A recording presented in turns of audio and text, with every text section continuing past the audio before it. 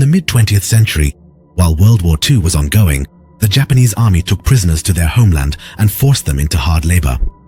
On the ship named Arizen Maru, the passengers are busy with their routine tasks. In one of the cells, 2 soldiers release the prisoner Saito. After being locked up for a long time, Saito is taken outside and is astonished when he sees the ocean. Shortly after, he is taken to the commander's room. The commander declares that enemies are unforgivable and announces that he will give Saito one final punishment.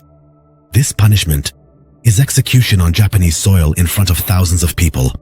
He also adds that during the journey, the prisoners will be treated however the guards wish. At that moment, a guard brings in Bronson, who is known for his escape attempts. As the soldiers are fastening handcuffs to the 2 prisoners' wrists, the ship is bombed by enemy planes. With the chaos, Saito and Bronson seize the opportunity, fight the soldiers, and neutralize them.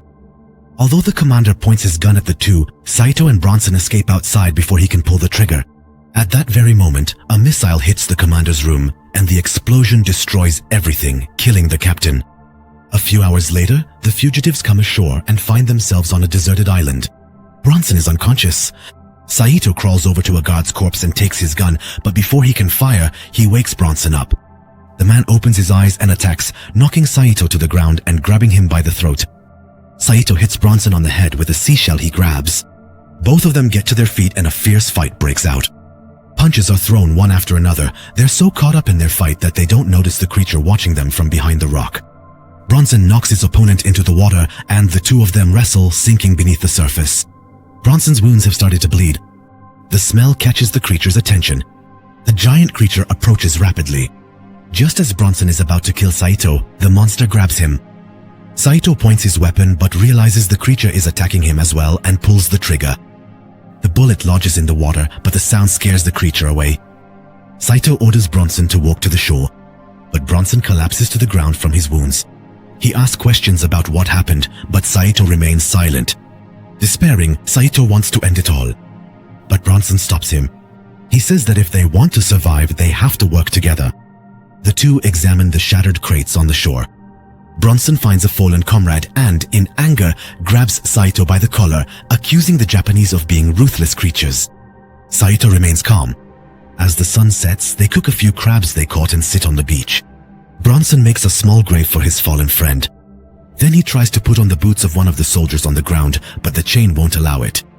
Saito offers him a shorter pair of shoes, but Bronson refuses. They then start preparing to eat the crabs. When Bronson struggles to open his crab, Saito opens his own and offers it to him. While eating, they try to get to know each other. Since they can't speak the same language, they can't communicate. After filling their stomachs, they break their chains with a tool they find on the beach and joyfully celebrate their freedom. But right after, a sound coming from the bushes catches their attention. Sensing danger, they grab their weapons and head toward the sound.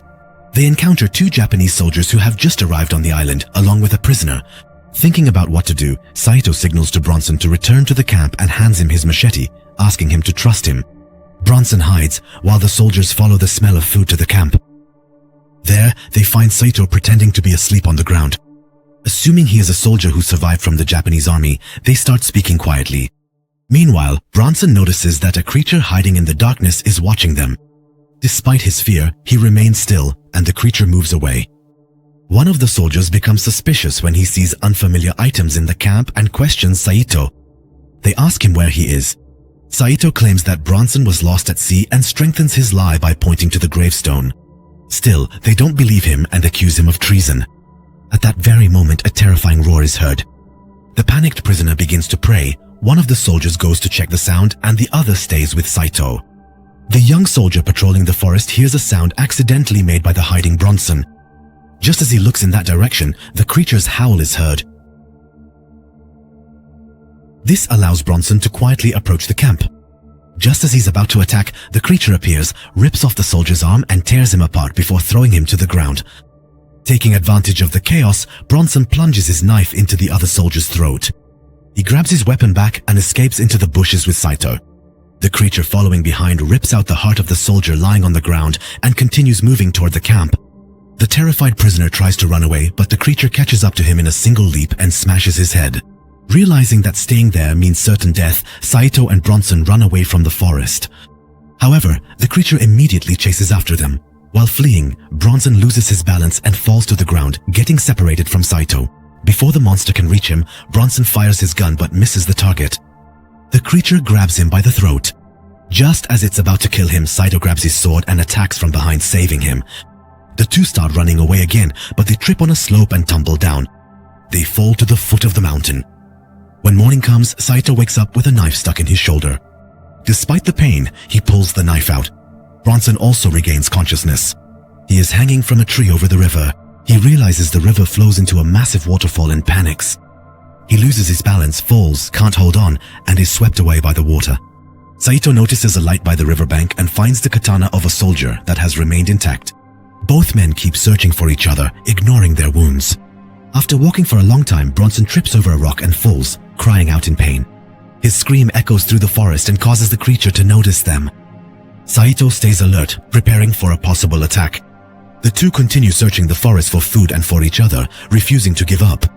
Bronson, moving along the river, becomes exhausted and lies down on the shore. Just as he's resting, he hears a rustling sound nearby. When he turns his head, he comes face to face with a giant crocodile. He holds his breath and waits without moving. When the crocodile moves away, he seizes the opportunity and runs off quickly. But when he reaches an open area, he encounters that terrifying creature again. To avoid being seen, Bronson hides among the tall grass and notices that the creature is pressing moss onto its wounds. However, while watching, he accidentally snaps a dry branch, and the sound draws the creature's attention. As the creature scans the area angrily, the giant crocodile suddenly lunges out of the river and drags it into the water. Bronson realizes that the attack was carried out by the crocodile, but soon notices that the creature isn't actually injured.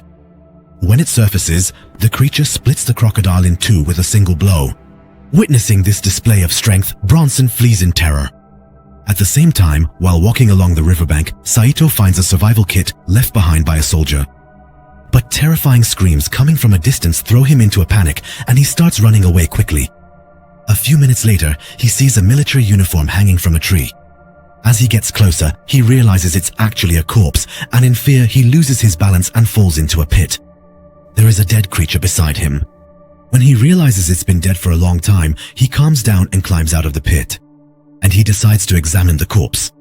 He finds a photo of a woman in the soldier's pocket and realizes it belongs to his wife. When he notices the weapon in the man's hand, he thinks this must be the person who killed the creature. He takes the weapon and sets out to find Bronson. On the way, he notices a plane sunk in the middle of a large lake. Hoping to find supplies, he swims to the wreck and surveys the area. Meanwhile, as Bronson is walking through the forest, he spots a plane wing. He runs excitedly and reaches the fuselage. To defend himself, he makes a spear by tying a sharp stone to a stick. He enters the plane and finds a chest in the cockpit containing soldiers' belongings. Inside, there is a flare gun. Then he notices an emergency axe hidden next to a seat, but as he reaches for it, he slips and drops it. When he examines the nearby munitions, he realizes it's a bombing missile. As he sits on the plane's wing to rest from exhaustion, Saito quietly approaches from behind and finds him. Bronson feels relieved when he sees that Saito is alive. Saito takes the lighter from his hand and tells him to follow. They enter the cave next to the waterfall, and as they proceed with the lighter's light and reach the center, they see thick webs covering the walls and a giant egg in the middle. Bronson wants to destroy the egg, but Saito stops him. Bronson gets angry when he objects to this idea. He says they can't allow these monsters to multiply. He emphasizes that there's no time for mercy and that they need to clear the island. Thinking of a plan, Bronson tells Saito to follow him. Meanwhile, the creature arrives at the pit in the forest and examines its dead kin. It realizes that the soldier hanging next to the corpse killed it and that the weapon in its hand has been taken. By the lakeshore, Bronson shows Saito the missile he found in the wreckage of the plane and asks for help to carry it to the cave. With difficulty, they manage to bring the missile to its nest. Bronson tries to ignite the fuse with a flare gun, but fails. Then he says that they can trigger the explosion with the emergency axe he found. But the cost of this plan is high. Someone has to stay inside. Saito says that fate has brought him to this moment and declares that he is ready to sacrifice himself. When they get outside, Bronson fires the flare gun, gives his spear to Saito, and asks him to cover him while he goes to get the axe. Suddenly, Saito comes face to face with the creature. He raises his swords, preparing to fight. The creature attacks in a rage. Saito lands a few blows, but soon loses his weapons. He pulls back to regroup, then with quick kicks he knocks the creature into the plane.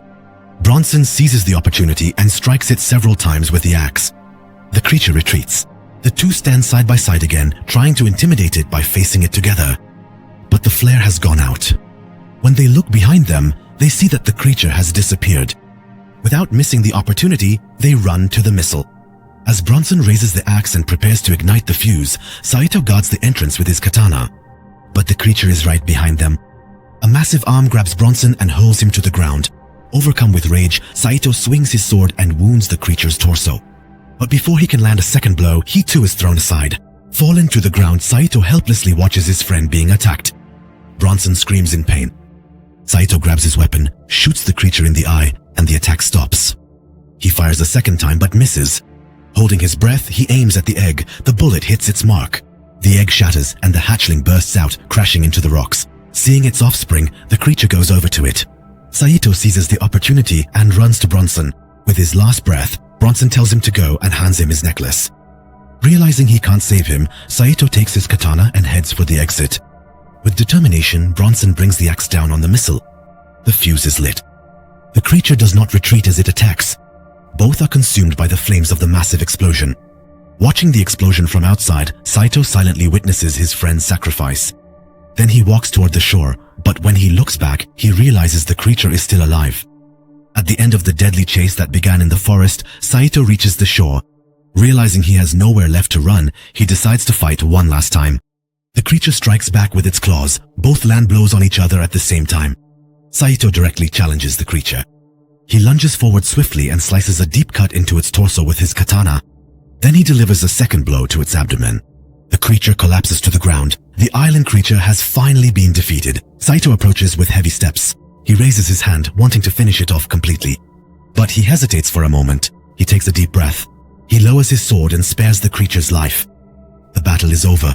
He takes the flare gun out of his backpack. But when he turns around, he realizes the creature has disappeared. It has returned to the forest. Saito walks to the shore, tries to fire the gun in hopes of rescue, but he's out of bullets.